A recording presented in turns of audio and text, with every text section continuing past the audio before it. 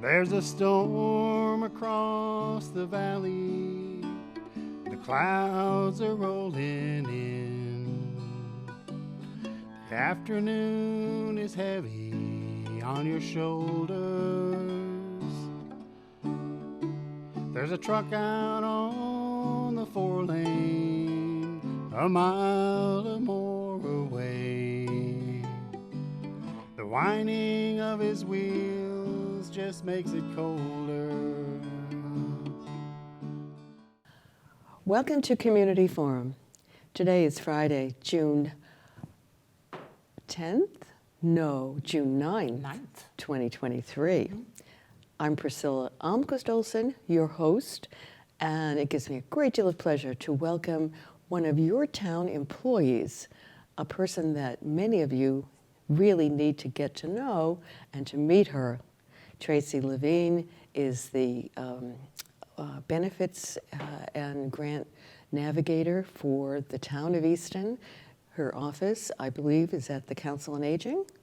Yes, Frothingham Hall. The yes. Frothingham Hall, Council on Aging.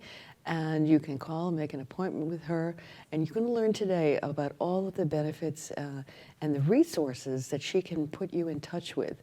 Those of you who qualify, who are income challenged, and many of you who are seniors and others are on fixed incomes. So listen up. And if you aren't on a fixed income and you don't need these services, maybe you know somebody who does. Maybe you have a parent who could benefit. So welcome, Tracie. Thank you. Thank you for having me. Oh, you're welcome. And you know, I've been waiting.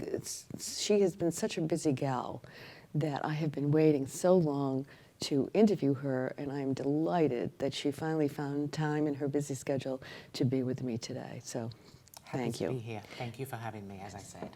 Okay, so, and that's your camera. Okay. Okay, so, and so let me start with asking you what your background is, where you come from, where you grew up, all that kind of stuff. Okay, so originally born and raised in England, in a small town called Wolverhampton, which is in the West Midlands.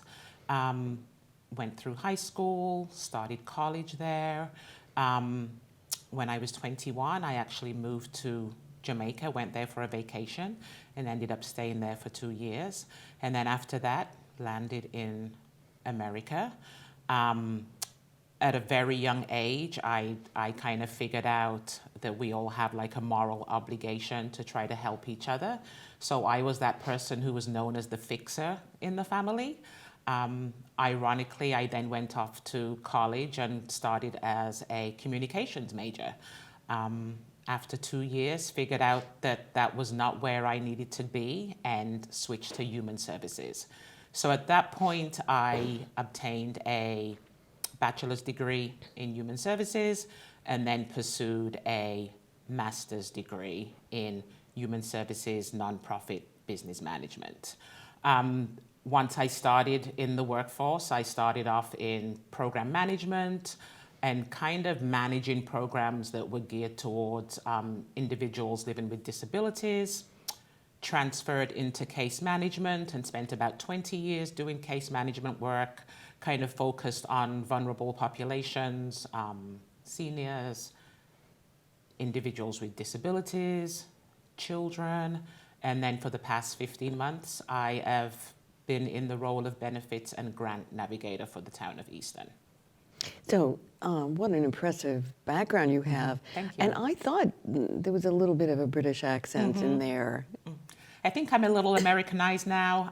When I call home and speak to family, we sound nothing alike at this point. Yes, I know. I can, but it's still there. One doesn't lose. Oh, okay. So those of us who grew up in Easton, we have the traditional Boston accent, and we say lost, both, half, Right. and we say can't. And so I know that some of those words just always stay with us no matter where we travel. So. Right. Well, tell us a little bit about all these resources that you have at your fingertips. Okay, so not sure if they're at my fingertips, but what I do is I try to identify any resources that might be available at the local, state, or federal level. And I have people coming to me. Everyone's situation is unique. So if someone comes to me and they don't have food, then it would be my job to see if they're eligible for maybe applying for the SNAP program, which is also known as food stamps. We have a lot of individuals who are living with food insecurities, especially with the cost of living being so high at this point. I also get a lot of calls from people who cannot heat their homes during the winter. So it's my job to kind of figure out if they're eligible for the fuel assistance program that is run through an organization by the name of Self-Help. We have individuals living with housing insecurities, affordability issues, so I can help them try to figure out if they are eligible for subsidized housing. And as I said, every situation is unique, so everyone who walks through the door has a different unmet need. Mm-hmm. And I know that many of the viewers have no idea about the many, many resources available to help ameliorate their situation, whether it's food insecurity, housing insecurity, or just financial insecurity overall. And most seniors want to stay in their homes. They don't want to have to go into an institution. So there are home health aides that can come in, and there are programs, I'm sure, to subsidize that. So don't give up, and but now, Tracie, what is the contact information you have? My contact information is, the telephone number is 508-230-0690, option 1. Or I can be reached via email, and that's T for Tracie, L-E, V as in Victor, E-N-E, at easton.ma.us. Now, is there a dot between T and L? No dot, no. Okay. All one word. Okay. So, what have been your challenges? I know you haven't been here that long, but you must have had some challenges. What are they? Yes, I would say my biggest challenge is trying to figure out affordable housing. With the rent increases, people who are on a fixed income cannot afford to pay their rent anymore. And each year there's an increase, but the increase is not comparable to, maybe the cost of living increase. So I think my biggest challenge has been housing affordability. Now, do you recommend people to go to senior housing and to get on the waiting list? Yes, I mean, if that's something that they're interested in doing, I kind of meet people where they are. I would suggest going onto the waiting list, because waiting lists, as you know, for subsidized housing can be really long. So the earlier you get onto the list, obviously, the higher the probability that you'll be called when the time comes that you need subsidized housing. So, and what do you find is the biggest need? When you get your call, if you look at all the phone calls you get, all the inquiries you have, which need is the most prevalent? I would say recently, the biggest need is how am I going to heat my home during the winter? I came across a lot of residents who in the past have never applied for fuel assistance and had to this past season just because of the increase in fuel costs. So I feel like I was doing applications every day for fuel assistance between November and when the season ended May 12th. And that's based on income eligibility. There is no asset test. So a lot of the people who signed up for fuel assistance were surprisingly able to receive extra money to help them pay their electric, gas, oil bill. And I believe those programs are through Self-Help. Correct, yes. Yeah. And I have since learned that self-help is not just about fuel assistance and your electrical bill, but also about weatherization. Yes, they do have a department that once you qualify, they will send somebody out and do a total assessment, and they will check to see if you're eligible for an AC.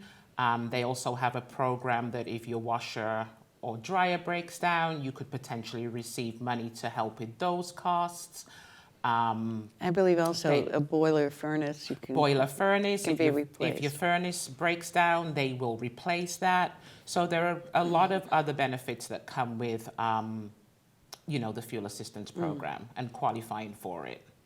Yeah, and also in terms of weatherization, I know they will do pour-in insulation. They will pour in insulation, yes, that is correct. And put seal all the doors and the windows. And yeah. And I think also one of the, and I've really researched this, sorry. That's okay. They also provide the new light bulbs. Yes, they will come in and they will give you the energy efficient light bulbs free of charge. Right. Yeah. And are there any other free of charge perks you can think of? I mean, not to say that all of what she has mentioned and I've mentioned are free. Right. So. Once you qualify, you get all those perks attached with your qualification. And it's amazing, isn't it, Tracie, how many people have no idea that these resources are there. And, you know, they develop health problems because their blood pressure goes up, worrying and stressing over where is this money going to come from if my furnace breaks down. I mean, you know, that's $10,000. Absolutely. Yeah, at least $10,000 hardship. So, and I know weatherization, that can be at least that, if not more. Right. So people beware. Yes. And also, if you have a neighbor that you know is financially challenged, think about offering this phone number, 230-0690, and you'll get the Council on Aging, option 1, to get to Tracie. And you have to ask for Tracie, because option 1 has several officers which are there to help. Right. So this is so important, and I know that Easton, Tracie, didn't always have a benefits person to help people with all the resources, and you have to keep on track, because I mean, I'm sure every month there's a new program coming on board, so you have to be cognizant of all those new programs so that you can advise people. So do you ever go back to people when a new program comes and say, hey, this is some new program is here, and you do, I think, qualify. Would you like to check it out? Yes, as soon as I hear of anything, I'm on the phone making sure that I'm calling people who I feel might be eligible for a specific program. Right now, I'm actually going through my files to reach out to anybody who I think may qualify for the Mass Health buy-in program. As you know, those on Social Security, they may have, I think it's $164 at this point, taken out of their Social Security check each month. And if you fall within a certain income eligibility, Mass Health would actually pick up that tab. And this is a resource that Social Security does not tell you about. So I'm actually going through all my files now to see who will fall into that category and giving them a call, telling them to complete that application. And the turnaround time is probably 2 weeks or less. Now, this is the premium that one pays through Medicare. Yes, it's the Medicare premium for Part A and Part B that Social Security will deduct from your benefit each month. Right. So the eligibility actually just went up. So a lot of people don't know that they actually qualify to not have that taken out of their check every month. So what is the qualifications now for a single person? If you can remember. I think for a single person, don't quote me, but I think it's like $2,300 per month for income. And what would that be per year? Let's try to do the math here. Oh, that's okay. No, it's okay. $26,000 a year, I think. Yeah. Yeah. Okay. So, and for two people, husband and wife? I will have to get back to you on that. I do have the sheet in the office, but I don't want to misquote. But No. I'm pretty sure for a single person, it's $2,300 per month. Oh, yeah. And you would qualify to not have the $164 taken out of your check every month. Right. Well, that's wonderful to know. Yes. Yeah. So it's important to keep abreast of these things. Now, the Council on Aging has a newsletter which comes out monthly. And are you asked to put in information regarding some of the resources? Yes, typically the programs are put into the newsletter. They can also be found online on the Easton website. Okay, so what's the online website address? I believe. Oh, so it would be the easton.ma.us. Yes, it would be the town website. The town website, okay. Yes, the town website. And then when one gets to that town website, because for some of us it's challenging to navigate, what do we look for? Yes, you would just go into the appropriate department, and then they have like drop-down menus that can take you to resources, and you should be able to pick it up from there.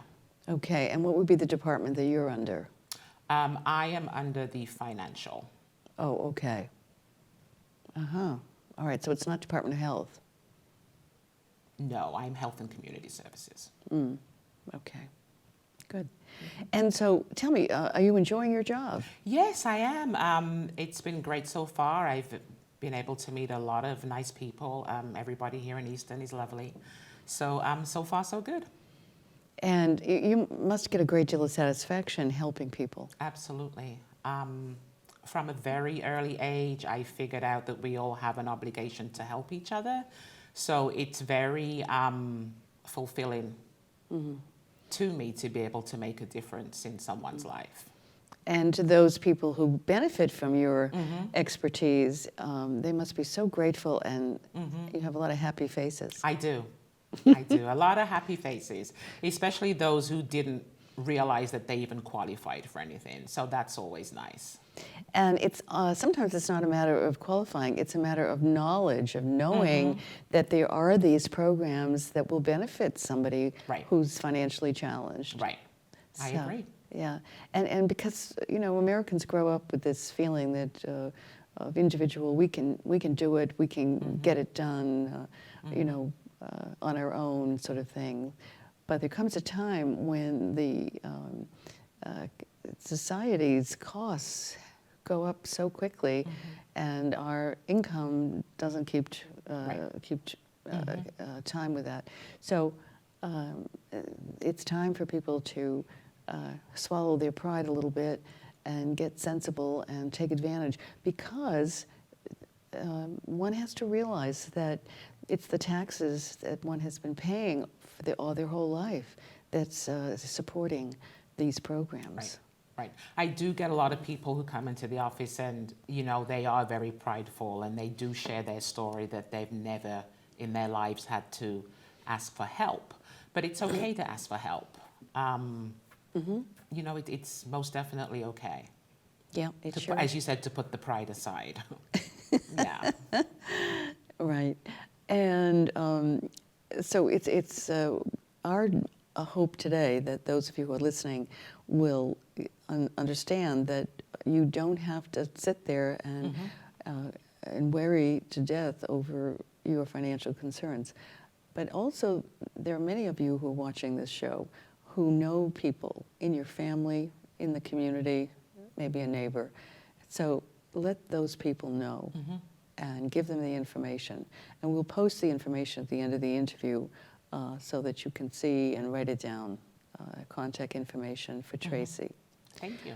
So tell me, what is your vision for the future? Do you see some changes on the horizon? Yes, my main vision and goal is to try to always focus on community equity and trying to get to that point where, you know, social determinants of health are met in terms of adequate health care, housing. People no longer have food insecurities, and people are just have their basic needs met. And that's always the vision that I want to keep my eyes on the prize on. Good. Okay. And we hope that you get busier because of this interview.